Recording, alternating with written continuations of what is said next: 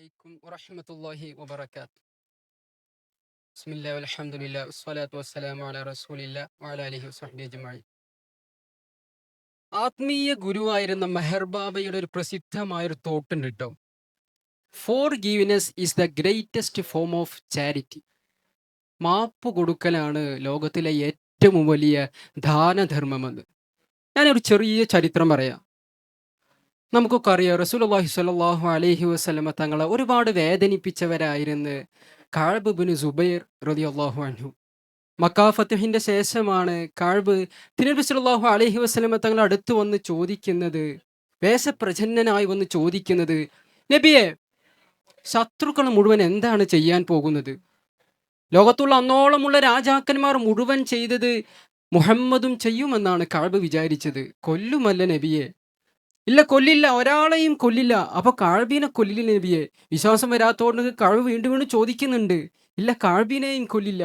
ഇത് കേട്ടപ്പോ ആഹ്ലാദം കൊണ്ട് ആർത്തട്ടഹസിച്ചുകൊണ്ട് കഅബ് തന്റെ വേഷപ്രച്ഛന്നത മുഴുവൻ മാറ്റിയിട്ട് റസൂലുള്ളാഹിന്റെ മുന്നിൽ പ്രത്യക്ഷപ്പെടുന്നുണ്ട്.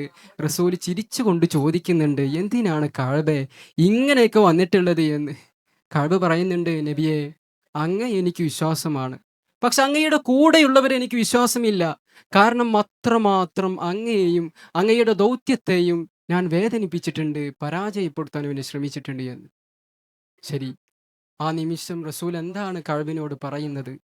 റസൂൽ കഅബിനോട് ഒരു പാട്ട് പാടാനാണ് പറയുന്നത്. കഅബ് പാടി. റസൂൽ സ്വല്ലല്ലാഹു അലൈഹി വസല്ലമ തങ്ങളുടെ കയ്യിലുള്ള ഒരു പുതിയ പുതപ്പ്, ഒരു ഷാൾ എടുത്ത് കഅബിന്റെ തോളിൽ ഇങ്ങനെ മനോഹരമായി അണിഞ്ഞു കൊടുത്തു. ഇസ്ലാമിനെ കുറിച്ച് ഇനി വല്ല പ്രസംഗങ്ങളും അദ്ദേഹത്തിന് ആവശ്യമുണ്ടോ? അതാണ് നമ്മൾ പറഞ്ഞത്, ഒരാൾക്ക് മാപ്പ് കൊടുക്കലാണ് ലോകത്തിലെ ഏറ്റവും വലിയ ദാനധർമ്മമെന്ന്. നിങ്ങളൊന്ന് ആലോചിച്ച് നോക്കൂ, റസൂലുള്ളാഹി സ്വല്ലല്ലാഹു അലൈഹി വസല്ലമ തങ്ങളെ വേദനിപ്പിച്ചവർക്ക് മുഴുവൻ അവിടുന്ന് മാപ്പ് കൊടുത്തിട്ടില്ലായിരുന്നുവെങ്കിൽ ഇന്ന് നമുക്ക് ഇസ്ലാമിൽ തന്നെ വളരെ കുറച്ച് ആളുകളെ മാത്രമേ കാണാൻ ഉണ്ടാവുള്ളൂ. നമുക്കൊക്കെ അറിയാം, ഹംസ എന്ന പേര് കേൾക്കുമ്പോൾ നമ്മുടെയൊക്കെ ഉള്ളിൻ്റെ ഉള്ളിൽ നിന്ന് വരുന്ന ഒരു പദമുണ്ട്, റളിയല്ലാഹു അൻഹു. ഇസ്ലാമിൽ വലിയ സ്ഥാനമാണ് ഹംസ റളിയല്ലാഹു അൻഹു. തിരുനബി സല്ലല്ലാഹു അലൈഹി വസല്ലമ തങ്ങൾ ഹംസ റളിയല്ലാഹു അൻഹുവിനെ വിളിച്ചത് സയ്യിദു ശുഹദാ എന്നായിരുന്നു.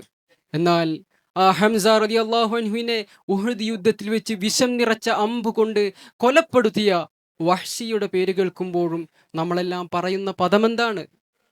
റളിയല്ലാഹു അൻഹു. ഹംസ റളിയല്ലാഹു അൻഹു എന്ന് പറയുന്നത് പോലെ നമ്മൾ പറയുകയാണ് വഹ്ശി റളിയല്ലാഹു അൻഹു എന്ന്. അതാണ് പറയുന്നത്, ഇസ്ലാമിൽ പുറത്തു കൊടുക്കലിന്, മാപ്പ് കൊടുക്കുന്നതിന് അത്രയേറെ സ്ഥാനമുണ്ട്. ഇസ്ലാം വളർന്നത് തന്നെ മാപ്പ് കൊടുത്ത് കൊണ്ട് മാത്രമാണ്. ഇദ്ഹബു അൻതും മുത്ലഖ, ഇനി നിങ്ങൾക്കെല്ലാം സ്വതന്ത്രമായി പോകാവുന്നതാണ്.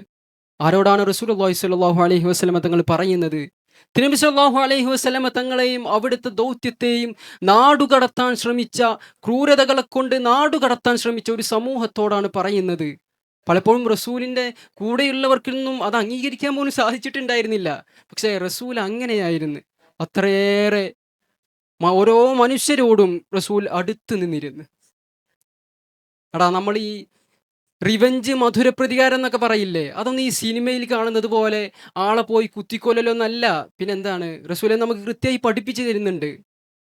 കഅബയുടെ താക്കോൽ സൂക്ഷിച്ചിരുന്ന ഉസ്മാൻ ഇബ്നു ത്വൽഹ റളിയല്ലാഹു അൻഹു ഒരിക്കൽ റസൂല് ആ താക്കോൽ പോയി ചോദിക്കുന്നുണ്ട്, അവിടുന്ന് കൊടുക്കുന്നില്ല. ആ സമയത്ത് റസൂൽ പറയുന്നുണ്ട്, ഒരു ദിവസം ആ താക്കോൽ എൻ്റെ കയ്യിൽ വരും ട്ടോ, അന്ന് ഞാൻ തീരുമാനിക്കും ആ താക്കോൽ എന്താണ് ചെയ്യേണ്ടത് എന്ന്. അങ്ങനെ മക്കാ ഫതഹിന് ശേഷം ആ താക്കോൽ കൈവരുന്നത് റസൂലുള്ളാഹി സ്വല്ലല്ലാഹു അലൈഹി വസല്ലമ തങ്ങളുടെ കൈകളിലേക്കായിരുന്നു. ഓരോരുത്തരും ആകാംക്ഷയോടുകൂടി കാത്തിരിക്കുന്നുണ്ട്, ആർക്കാണ് ആ താക്കോൽ കൈമാറാൻ പോകുന്നത് എന്ന് പ്രതീക്ഷിച്ചുകൊണ്ട്. അങ്ങനെ അവസാനം അലി റളിയല്ലാഹു അൻഹു പരസ്യമായി പോയി ചോദിച്ചു പോലും ചെയ്ത്. അങ്ങനെ ആ താക്കോൽ കൈമാറുന്നത് അത് ഉസ്മാൻ ഇബ്നു ത്വൽഹ റളിയല്ലാഹു അൻഹുവിൻ്റെ കൈകളിലേക്കായിരുന്നു. നമ്മൾ പറയില്ലേ, എനിക്കൊരു അവസരം വരട്ടെട്ടോ, അപ്പൊ ഞാൻ കാണിച്ചു തരാം, എനിക്കൊരു ചാൻസ് കിട്ടട്ടെ, കാണിച്ചു കൊടുക്കണമെന്നാണ് റസൂല് നമ്മെ പഠിപ്പിച്ചത്. എത്ര മനോഹരമായ മധുര പ്രതികാരത്തിന്റെ ആശയമാണ് നമുക്ക് അവിടുന്ന് പകർന്നു നൽകിയത്. മനുഷ്യർക്ക് വേണ്ടി പുറത്തു കൊടുക്കുന്നവരെ അള്ളാഹു വലിയ സ്ഥാനത്തേക്ക് എത്തിക്കും. അള്ളാഹുവിന് വലിയ ഇഷ്ടമായിരിക്കും അവരെ.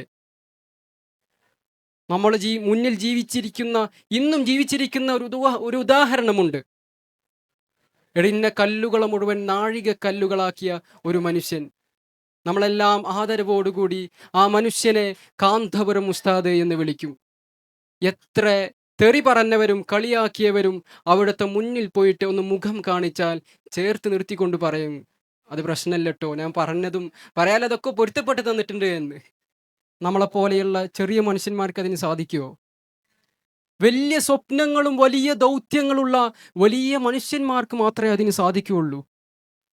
അതുകൊണ്ട് നമ്മെ വേദനിപ്പിച്ചവരോട്, നമ്മളെ ഉപദ്രവിച്ചവരോട്, നമ്മെ ജീവിതത്തിൽ പരാജയപ്പെടുത്താൻ വേണ്ടി ശ്രമിച്ചവരോട്, നമ്മെ പറഞ്ഞു പറ്റിച്ചവരോട് മനസ്സിൻ്റെ ഉള്ളിൽ നിന്ന് മനസ്സറിഞ്ഞുകൊണ്ട് ഒന്ന് മാപ്പ് കൊടുത്തു നോക്കൂ. നമ്മളിൽ നിന്ന് തന്നെ വലിയൊരു ഭാണ്ഡം ഇറക്കി വെച്ചതുപോലെ നമുക്ക് അനുഭവിക്കാൻ സാധിക്കും. ഈ ലോകം വളരെ മനോഹരമായി നമുക്ക് കാണാൻ സാധിക്കും. ലോകത്തിലെ ഏറ്റവും മഹാനായ അധ്യാപകൻ റസൂലുള്ളാഹി സ്വല്ലല്ലാഹു അലൈഹി വസല്ലമ തങ്ങൾ നമ്മെ പഠിപ്പിച്ചത് എന്താണ്? ഗുസ്തിയിൽ നിന്റെ ശത്രുവിനെ കീഴടക്കുന്നവനല്ല ലോകത്തിലെ ഏറ്റവും വലിയ ശക്തൻ. മറിച്ച് ആരാണ്? നിന്റെ കോപത്തെ നിയന്ത്രിക്കാൻ കഴിയുന്നവനാണ് ലോകത്തിലെ ഏറ്റവും വലിയ ശക്തൻ എന്ന മഹാപാഠം റസൂലുള്ളാഹി സ്വല്ലല്ലാഹു അലൈഹി വസല്ലമ തങ്ങൾ നമ്മെ പഠിപ്പിക്കുമ്പോൾ ആ ഗുരുസന്നിധിയിലൂടെ നമുക്ക് ജീവിക്കാൻ സാധിക്കട്ടെ എന്ന് മാത്രം ഓർമ്മപ്പെടുത്തിക്കൊണ്ട് വാഖിറു ദഅ്വാനാ അൽഹംദുലില്ലാഹി റബ്ബിൽ ആലമീൻ. അസ്സലാമു അലൈക്കും വറഹ്മത്തുള്ളാഹി വബറകാതുഹു.